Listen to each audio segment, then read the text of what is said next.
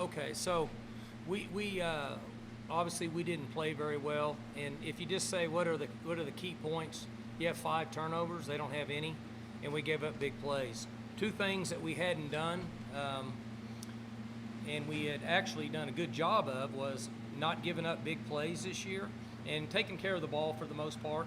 But when you have 5 turnovers, particularly on the road, it's even worse. And then we give up big plays on defense. I mean, that's really what it comes down to. Like we held them to two of 13 on third downs, but we gave up too many big plays on the other downs. And then the turnovers. I mean, really, that's what took us out of the game. They made the plays, we didn't, and they forced us into turnovers, and we could never catch up.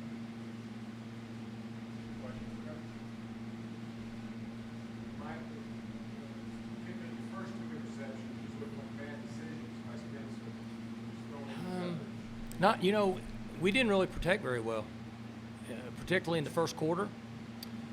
And I would have to watch the tape, but I think that he had pressure they shouldn't have had pressure on. So before that I'm going to go there, I'm going to watch the tape. But I think he had a lot of pressure, and we didn't play very good up front, in my opinion.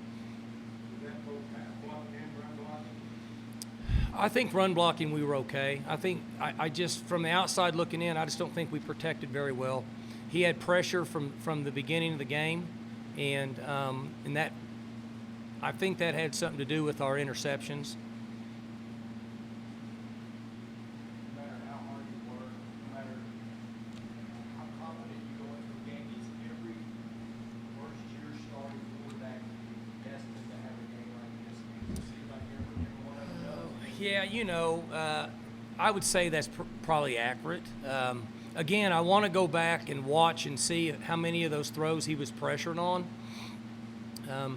But I think sometimes when they're young like that, if it happens kind of like that early, they get a little flustered, He really was okay on the sideline.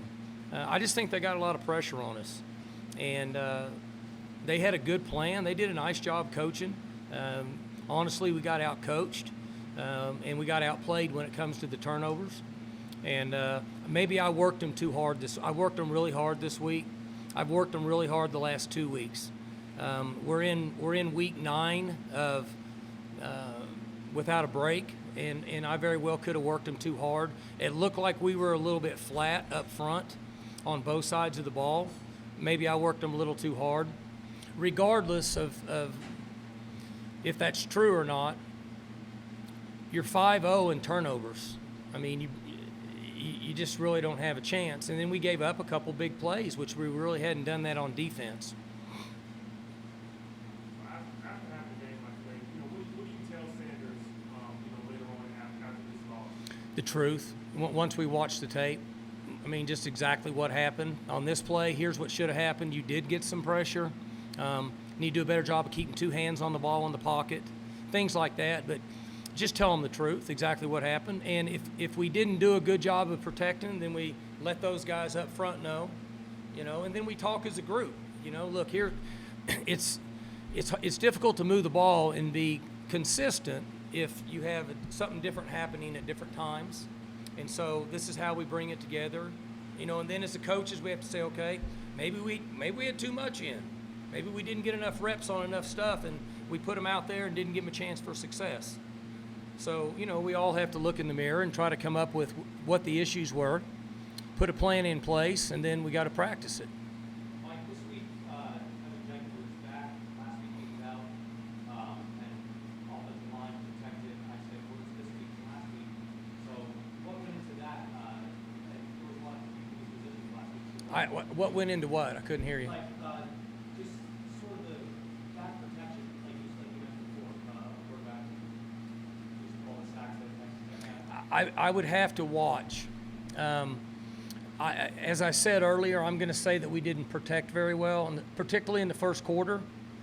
But I have to watch. It's hard for me to see from over there. Now, I hear what people are saying on the headphones up top, and that's why I was leaning toward. I don't think we played very well up front, particularly from a protection standpoint early in the game. Was that part, if you didn't really get a deep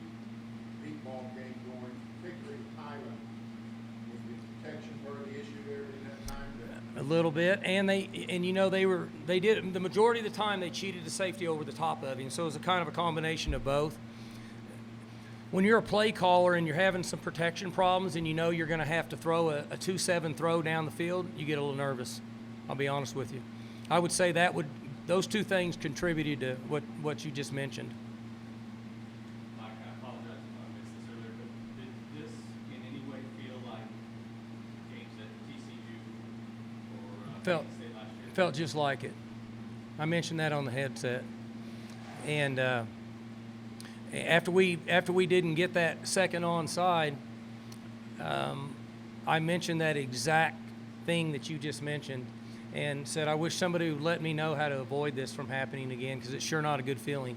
There's not been many times in our career where we're out of a game, where we're onside and to stay alive, and really, I mean, that's kind of where we were today, and it felt just like that. And it's ironic that you brought that up because I said the same thing. Not to pile on, but it seemed like the defense at times. You can pile on. We deserve to be piled on. Go ahead. The defense was getting to the ball carrier, but seemed to struggle when they passed the ball. That's why I said I might have worked them too hard, because we missed tackles today that we hadn't missed all year. And they seem more crucial when you're behind.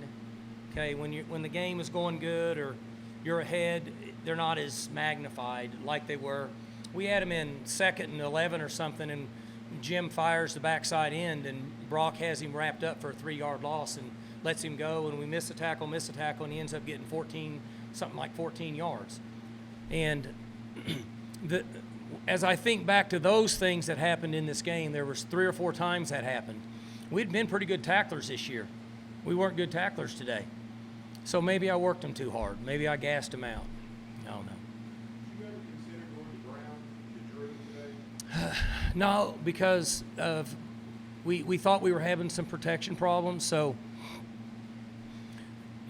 I want to say the first 2 interceptions were based on protection issues.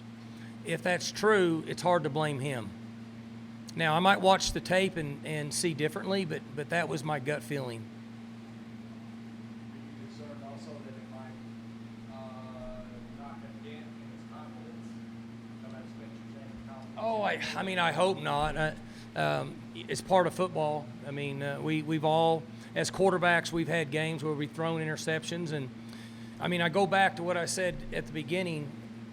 Was he sitting in the pocket and just had errant throws or bad reads, or was he pressured and it expedited everything and there was a contributing factor? I think we got to look at all that. Even if he is to blame, then he has to learn from mistakes and develop as a young player. And if he leans or relies or puts everything out there on games that we've already played, then, that would make for short careers for quarterbacks, particularly young. So I'm hoping that he won't do that, and that's certainly the way that we would lead him. Down 2 touchdowns at halftime. Did you come out of halftime thinking you'd win the game? Sure, yeah, we were fine. We needed a stop. We didn't get a stop. We hit a big throw. We thought we had the big throw to the other side of the field. So we just swapped touchdowns. That's when we needed that other one. We had the ball going down to cut it to a 1-score game, and I think it was 1st and 10 on the 30-something yard line. We fumbled, I think.